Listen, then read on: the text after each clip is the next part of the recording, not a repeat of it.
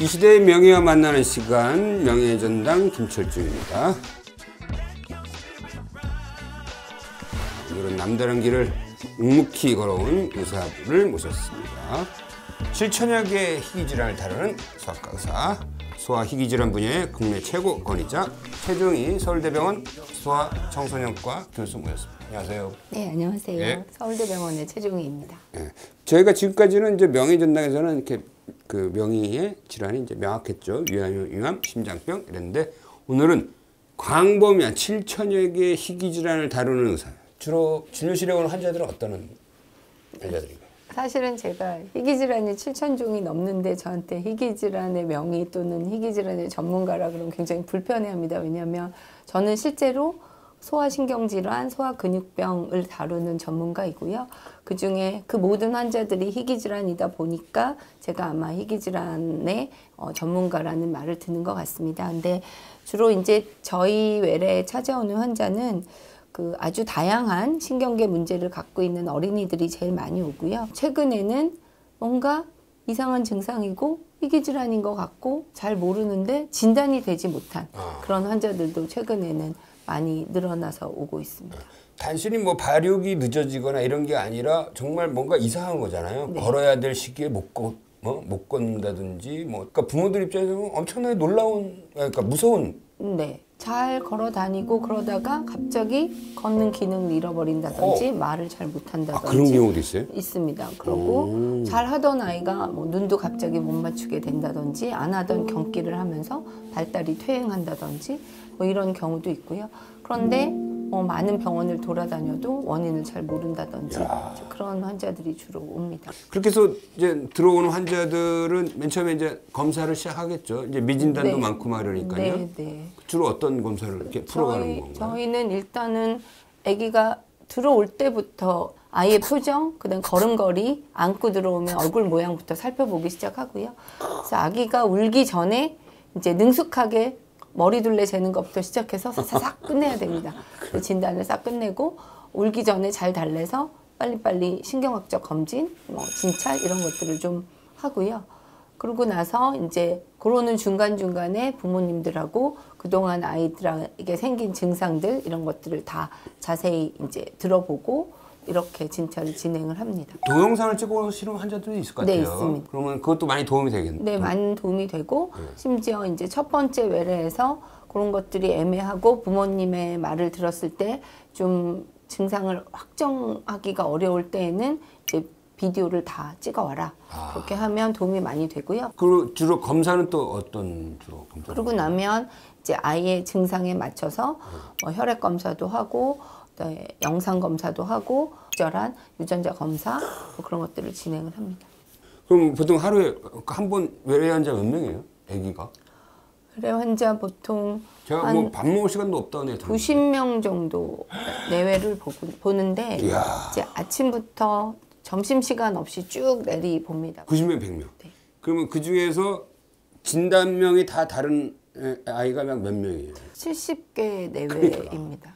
야, 이거는 기네스북 기록이죠. 무슨 증후군, 무슨 증후군, 뭐 염색체도 번호 다 다르고 근육병도 다 이렇게 쪼개거든요. 근육병이라는 게 어떤 거죠? 뭐 근육이라는 거는 이제 전신에 다 있으니까 근육에 문제가 생기면 뭐 점점 힘이 없어지고 걷는 것도 좀 힘들어지고 자꾸 넘어지고 숨도 못 쉬는 거 아닌가? 이거 네. 숨 쉬는 것도 근육이잖아요. 네. 그래서 숨도 못 쉬게 되고 먹는 것도 못 하게 되고 이제 마지막에는 심장도 근육으로 이루어졌기 때문에 그렇죠. 심장도 망가지고 숨 쉬는 것도 망가지면 호흡기를 달게 되거나 이렇게 해서 이제 아주 중증의 경과를 밟는 경우가 많습니다. 그 부모 입장에서는 정말 너무 마음이 아플 것 같아.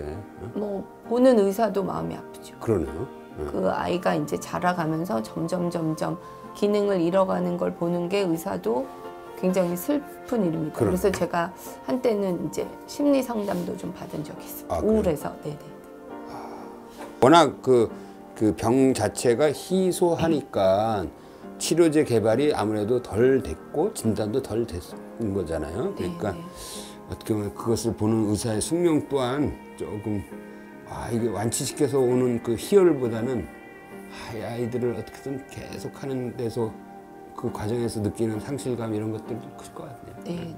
사실은 제가 꼭 뭐 희귀 질환을 보게 된 이유는 아시다시피 희귀 질환의 한 80%는 이제 유전자가 관련이 있거든요. 근데 제가 맨 처음에 이제 소화신경 질환을 처음 다룰 때는 주로 뭐 뇌전증, 소위 예전에 간질이라고 불렸던 그런 병들, 그다음에 소화의 뭐 발달 질환이라든지 뇌염, 뇌막염 뭐 이런 질환들이 훨씬 더 많았었거든요. 이제 트레이닝을 다 마치고 아주 우연한 기회에 일본에 유학을 가게 됐고요. 일본 어디 갔어요? 일본의 동경에 국립신경센터라는 아, 아주 네, 가봤어요. 세계적인 네. 네, 센터입니다. 네, 소화신경 같이 있는 거죠? 네, 네. 그 당시만 해도 한국은 진행성 근위영양증이라고 불리는 병 하나 정도를 임상적으로 진단하면 치료법 없습니다. 뭐 잘 지내세요. 이런 정도의 지식 수준이었다면 제가 일본에 가서 봤더니 근육병에 대해서 구체적으로 연구하고 근육병 안에도 종류를 다 나누고 제가 한 번도 본 적이 없는 근육병들을 연구하고 아니, 차원이 다른 거네. 네, 네. 그래서 정말 깜짝 놀래가지고 조직 검사하면 그 슬라이드부터 배우기 시작해서 아주 자연스럽게 근육병 연구하다가 유전자와 관련된 기술들을 배우고 적용하고 그러면서 경험이 쌓여서 결국에는 유전자와 관련된 다양한 희귀 질환들을 보게 된 게 아닌가 싶습니다. 그래서 그 다음부터는 이제 내가 이걸 계속 하겠다. 네. 라고? 그리고 이제 한국에 들어와서 네. 근육병을 새롭게 진단하고 유전자 기술을 도입해서 근육병을 다 나눠서 이제 치료제까지 가기 위한 여러 가지 준비 그런 것들을 하는 클리닉을 이제 처음으로 열어서. 그러니까 우리나라 어떻게 보면 이제 근육병이라는 소아 희귀 질환의 대표적인 질환을 분류하고 진단하고 이제 시스템을 딱 갖춰 나가기 시작한 거군요. 근육병은 대부분의 이제 의사들도 그렇고 환자들도 못 걸으면 다 근육병이라고 생각하거든요. 그래서 제가 처음에는 못 걸어서 저한테 의뢰된 환자들을 근육병이라고 생각해서 한 1년 정도는 근육 조직 검사를 열심히 했습니다. 그래서 슬라이드를 보니까 근육이 너무 멀쩡하더라고요. 뭐야? 그래서 그러면서 이제 알게 된 게 못 걷게 하는 원인은 꼭 근육병보다는 이게 뇌 발달과 관련된 문제가 생기면 걷지 못하는구나를 알게 됐고 그래서 제가 그러니까 발달 질환 그런 쪽으로 영역이 넓어져서 지금은 이유 없이 발달이 느린 아이들도 제 외래 많은 환자들 이게 걷지 못하게 하는 병이 엄청나게 많군요.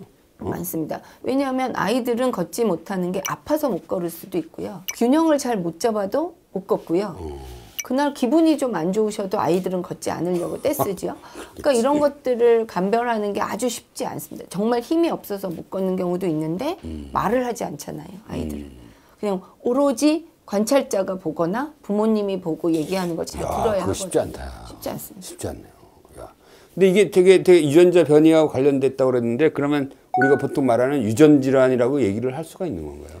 그러니까 영어로는 뭐 hereditary disease, 그다음에 genetic disease 이렇게 나누거든요. 그게 달라요? 조금 hereditary disease는 뭔가 위에서부터 쭉 뭔가 내려오는 그런 발병 요인이 축적돼서 네네.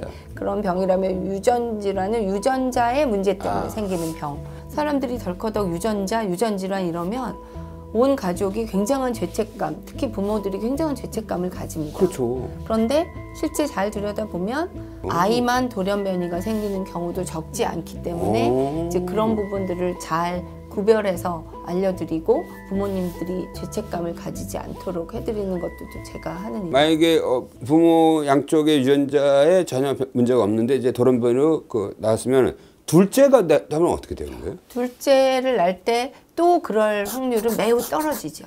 매우 떨어지지만 그럼에도 불구하고 유전자에 따라서는 간혹 난자나 정자가 정말 예측할 수 없는 돌연변이를 일으켜서 그런 일이 생길 수 있기 때문에 그런 부분까지도 그냥 다 상담해서 대책을 세웁니다. 둘째를 이제 낳고 싶어 해서 날 때 이미 착상 전 그 검사를 할 수 있는 거 아닌가요? 네, 두 가지 방법이 있는데 하나는 이제 아이를 갖고 태아를 산전 진단을 하는 방법이 그렇죠. 있고요.